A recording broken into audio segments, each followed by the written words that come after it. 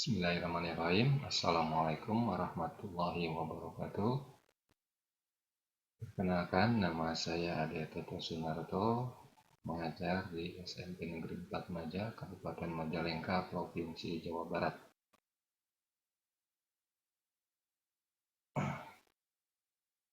Saya mencoba untuk membuat tugas akhir di kelas digital PIT 6.1 untuk menyelesaikan tugas akhir, yaitu tentang implementasi Edmodo di sekolah atau di kelas. Pertama-tama, untuk mengimplementasikan Edmodo di kelas, itu kita harus punya akun di Edmodo itu sendiri.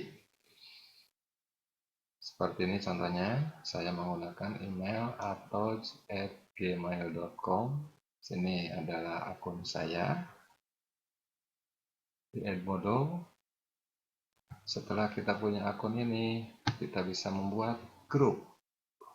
Nah, sini saya membuat grup, ada 5 grup. Di antaranya yang tertera di layar itu grup 9D, PPKN 9D, dengan kode grupnya IEEE 4GP. Dan jumlah anggota yang masuk ke grup PPKN 9D itu ada 25 orang, termasuk sayanya sendiri. Selain itu, di sini kita bisa lihat banyak grup, ada 5 grup, 6. Ya, saya ikut di top 6 Siamolek. TOB ya. Dan ini grup yang saya buat, PPKN kelas 9A, PPKN 9B, PPKN 9C, dan PPKN sendiri. Kita lihat satu-satu. PPKN 9C dengan kode grup T629KK dengan jumlah anggota di kelas PPKN 9C ini ada 29 orang. Selanjutnya 9B, PPKN 9B dengan kode grupnya E3UAYR dengan jumlah anggota ada 24 orang. Dan PPKN 9A dengan kode grup Q7HWY2 dengan jumlah anggotanya 27 orang. Nah, mungkin Bapak Ibu bertanya kenapa jumlah tiap grupnya itu, anggota grupnya itu berbeda-beda. Itu dikarenakan saya mendapatkan kendala di mana siswa di sekolah saya itu tidak semuanya mampu.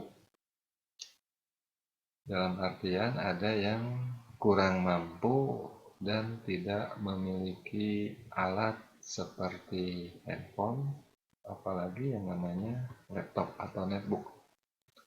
Oleh karenanya ada beberapa orang yang belum bisa masuk.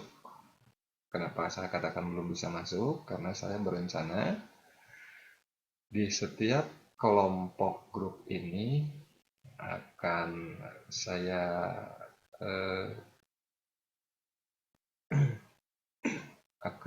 masukkan semuanya dengan cara anggota yang sudah masuk dan punya kemampuan di bidang ekonomi yang lebih, dan ketika anak siswa tersebut sudah mengerjakan tugas yang diberikan oleh saya, maka alat handphonenya atau laptopnya supaya bisa dipinjamkan kepada siswa yang kurang mampu tersebut.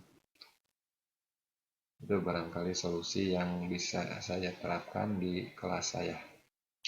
Dan untuk selanjutnya, di Edmodo itu ada bahan ajar di perpustakaan atau library, di mana saya di sini membuat bahan bacaan materi tentang otonomi daerah dalam bentuk Word dan juga PowerPoint.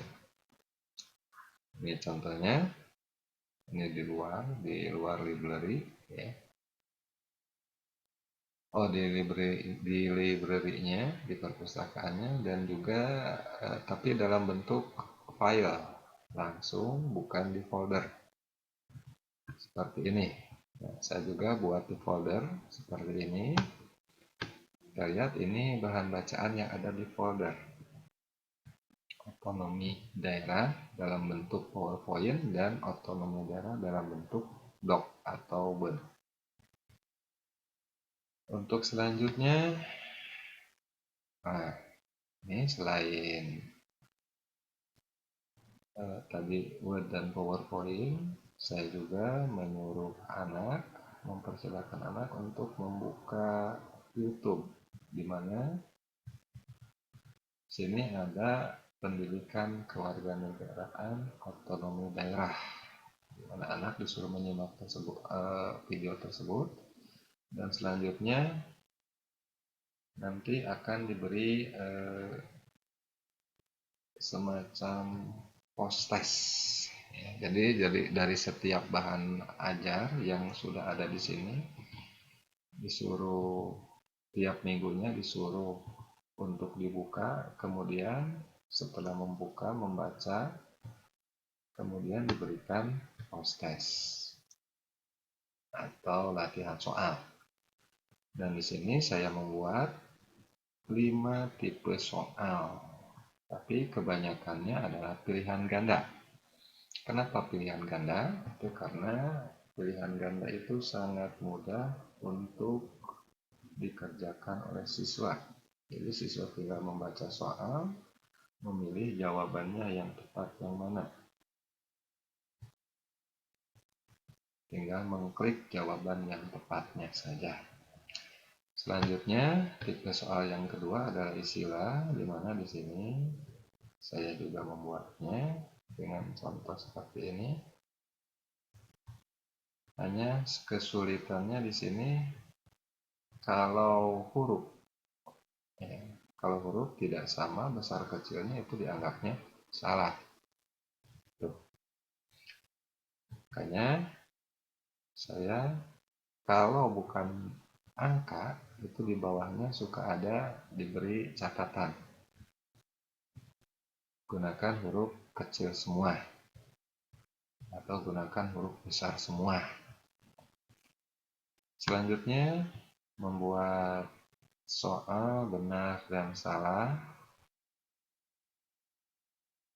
Ini jarang digunakan karena saya anggap ini terlalu mudah untuk siswa mengerjakannya.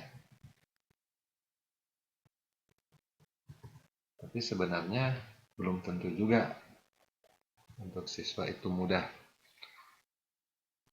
Selanjutnya, yang keempat adalah tipe soal jawaban pendek, di mana di sini saya harus memeriksanya setelah anak menyelesaikan seluruh jawabannya dalam latihan soal tersebut. Dan yang terakhir adalah mencocokkan, yaitu seperti ini contohnya.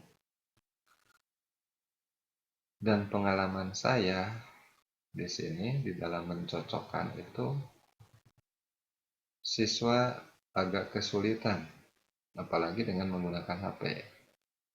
Karena harus mencocokkan antara A dengan nomor berapa.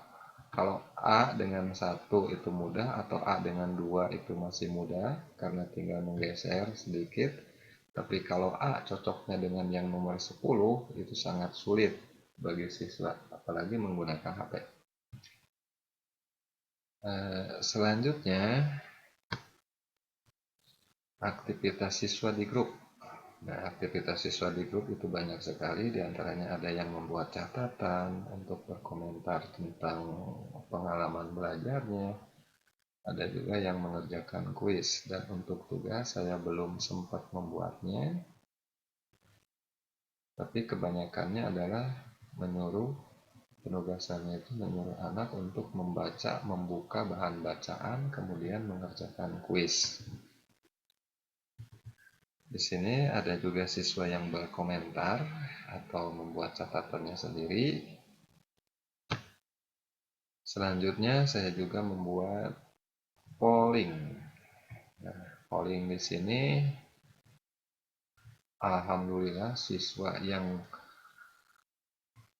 membuat polling ini menjawab polling ini 100% menyenangkan, tidak ada yang membosankan.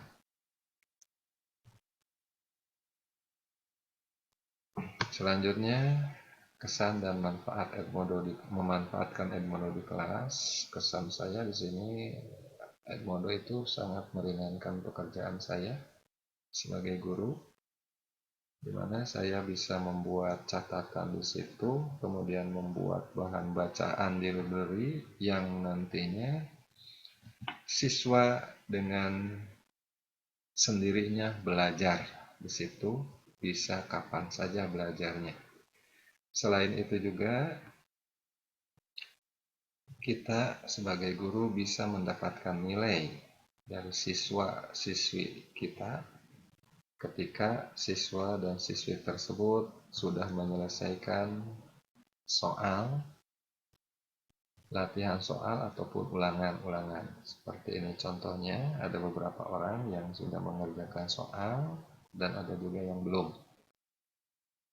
Itu kesan memanfaatkan Edmodo di kelas, dan kepada yang belum, ini disuruh untuk menyelesaikannya meskipun telat pengumpulan atau pengerjaannya.